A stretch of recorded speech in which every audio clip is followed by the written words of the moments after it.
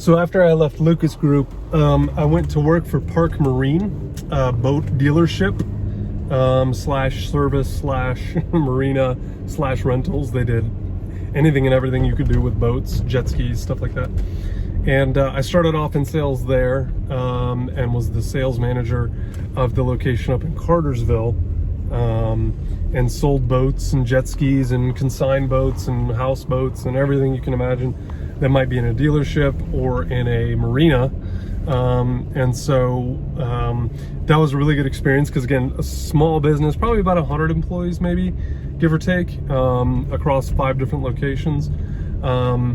I love boats. Growing up as a kid, my grandparents had a boat. And again, if you're following on Instagram, you probably have heard or seen stuff about the Judy Carroll, which was our 1963 Glastron V174 Crest Flight that my grandmother sold. We bought it back, we fixed it all up, and spent like 2 years refinishing and rehabbing it. And anyway, so that's kind of how I got into boats. But that story coincides with this one because at the dealership, when I was working there, I could get great deals on parts and service, obviously. And so that's how we kind of started into the renovation and the repair, the refurbishing of that boat. So anyway, eventually moved into service as a service manager for one of those locations, same location in Cartersville. Really enjoyed that because I got to see practical, how do you work on stuff and how do you provide a service that ultimately leads into sales, right? Because it's all intertwined, and just a really, really great experience. However, 2 weeks before my daughter was born, they let me go. I don't know if you guys have kids or not, but that's kind of a stressful time in your life and not the greatest time to be getting fired, which is ultimately what happened, buying a new house and leaving another one behind to rent, and having a daughter. Our first child was just like all of which happened in like 6 weeks. I mean, talk about stressful. So anyway, left that job for about 6 months, 5-6 months, stayed home with my daughter, and took care of her. Was Mr. Mom for the first 6 months of her life, which actually, like at the time, I hated it. I didn't feel productive.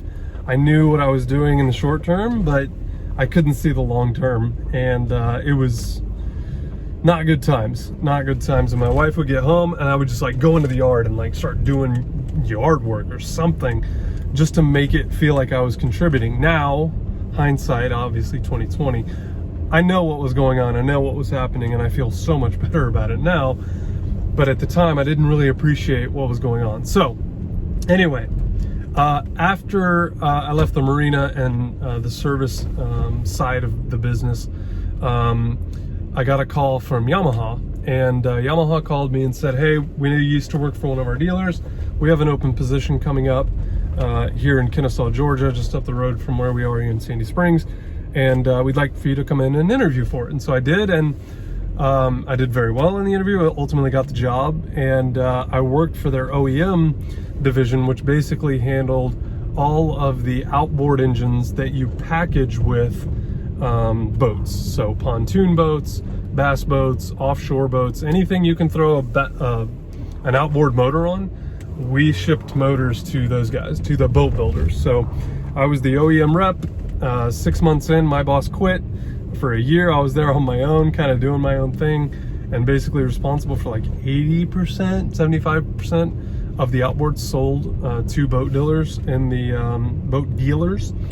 in the whole United States. So my territory was like part of the South, and then up to the Midwest, and even out to the like West Coast and Pacific Northwest. So anyway, worked there for about 2 years. Got a great opportunity to go work for Staples, the office products company, and took that and went to work for them for 2 years. I sold facilities products, so toilet paper, paper towels, sanitizer, soap, cleaning chemicals, pretty much anything you need to clean, maintain, or invest in commercial property, car dealerships, boat dealership, really anything and everything that you need to kind of maintain commercial space, including doormats.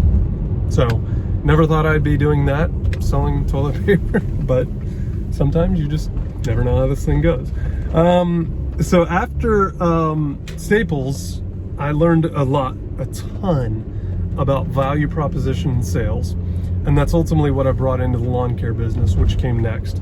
So after 2 years of being at Staples, our compensation was changed, and basically a lot of my income just went away again, right? And so between being fired and having it go ultimately away completely, to having my first business vaporize overnight what it felt like, and then to have this happen, it was just like, what is going on? So I just got sick and tired of it. And if you watch the entrepreneurial video, like that's, and why I decided to put some of this stuff out on YouTube, this is your encouragement that if you're frustrated, or if you've been frustrated like I have been in the past, this is your like probably wake up call to look yourself in the mirror and go, what do I want from life? You know, I was 34 years old at the time, 33 years old, and was just so sick of it. It felt like, especially over the last 3 or 4 jobs that I had, it was like nothing was working and I couldn't control anything, you know? So ultimately it went from Staples, and for about 6 months, there was some overlap of me running my business, my side hustle, so to speak, at the time, and doing lawn care day in and day out. And then during the day, going and meeting clients and trying to sell them toilet paper, trying to sell them, you know, soap and sanitizer, all that type of stuff. And so 6 months, September of 2015 to like March of 2016, I was just out hustling my face off, trying to build my business. And so in January of 2016, we had 10 customers that had agreed to work with us for that first year, month to month. And then in February, we had 20 customers. And then in March, we had 40 customers. And in late March, I went to my wife and I'm like, those nights and weekends are getting really long and I gotta cut. Like, either this is where the business stops and I don't grow it anymore, or I gotta leave Staples. And that's ultimately what I ended up doing. So left Staples in March, late March, early April of 2016. And I told myself, and I committed to the people that were following me on Instagram and Snapchat, I'm like, this is it. I'm never going back to corporate America. I'm going to be an entrepreneur for the rest of my life. So fast forward 3.5 years, I ultimately sell my business in March of 2019. I started in real estate in January of 2019. So a little bit of overlap again there as well.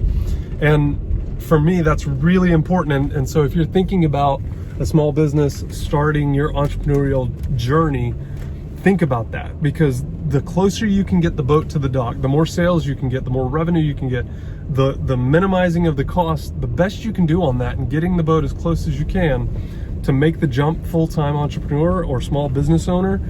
You've got to do that.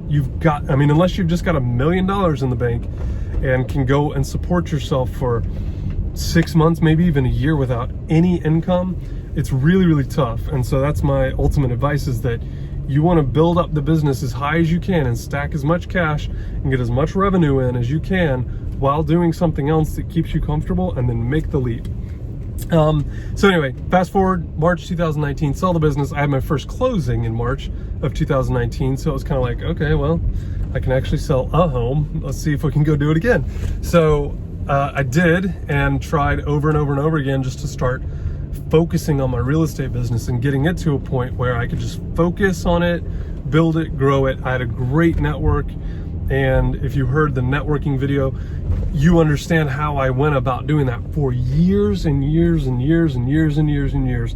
And there are people that I've done real estate transactions with now that came from 3 and 4 jobs ago. I mean, that to me is why networking is so important. So anyway, got into real estate obviously like a year and a half ago. I had 4 closings in our first year, did about $2.1 million in volume. Not super stoked about the number of units, but at the same time, the dollars were there and it started to make sense. This year, 2020, in what are we, May? It's May 21st, 22nd. I've done 5 closings this year already, with probably 3 or 4 more that are pretty solid. So we're set to like double what we did last year, not just in volume, but also in dollars, which is unbelievable. And to all of my clients that might watch this, you're the reason that I get to do YouTube every day, and just what I love. I mean, even just today out showing a couple of homes, none of them are gonna work. I don't believe, but at the same time, I get excited about going to work, even at 3 o'clock in the afternoon, 4 o'clock in the afternoon, in the evenings, on the weekends. Like you guys have heard me say, this is like a 24/7 thing. It legitimately is. If you want to be successful and if you want to push your limits to their limits. You know, there's so many agents out there that barely squeak by and do 2, 3, 4, 5, 6 closings a year. And look, for whatever you want out of life and whatever your financial goals are and whatever your professional goals are, go do what you got to do. But I'm really trying to build a big business out of this real estate thing. And in order to do that, you just have to work so hard in the first 2 years. And sometimes you just don't see the results. It's just what it is. So anyway, I'm sure I missed 1 or 2. There's a couple jobs and a couple bosses that I've tried to just completely remove from my memory. And one final thing I'll say about all of the jobs I had, even though I probably missed a couple, you never know when something is going to come back and either be the biggest blessing you could have ever experienced or the biggest burn bridge that you could have had. And so if there's like one piece that you take away from all of this, I think that it's, at the end of the day, your reputation is worth a lot. And there are people that still call me from 2 and 3 and 4 jobs ago, bosses, ex-bosses, you know, whatever, that see what I'm doing with social media, they see what I'm doing in real estate, and you know, you just have your tribe, right? Like, you know who you can trust, you know who trusts you, you know who likes you. And I think that's like my biggest piece of advice, especially if you're young and kind of getting into the professional world, so to speak. Just remember that your reputation is priceless and you can't go back really and undo some things. So think about that when you're in a job. If you hate that job, just get out of it. This life is just way too short to spend time, and a lot of time, especially at work, doing something that you just don't love. Whether it's cars, boats, I mean, you heard, I've done it all. And, you know, I think that's my biggest piece of advice looking back on all of this, is that I had some great jobs and I had some great bosses and people that I really liked and really trusted, but I didn't value it when I was always in it. So anyway, if you don't walk away with anything else, I hope that at least is worth the price of admission today. All right, so that is the vlog. We are back home. That's a slip and slide. And there's another one down there on the ground. Okay. Anyway, thank you guys for coming along today. Hope you enjoyed. Hope you took something of value away from that. Maybe, maybe not. I don't know. But we'll see. I appreciate you guys checking it out, though. Make sure you hit that subscribe button and turn on the bell notifications every 2 days or so. It's been 2 days for the last week or so, and sometimes doubling up. But anyway, every other day or so seems to be our kind of rhythm here. So we'll see how that goes, or if it continues. Who knows? Anyway, really appreciate you guys checking it out. And if there's ever anything I can do for you, please let me know. Talk to you soon. Have a great rest of your day. Bye-bye.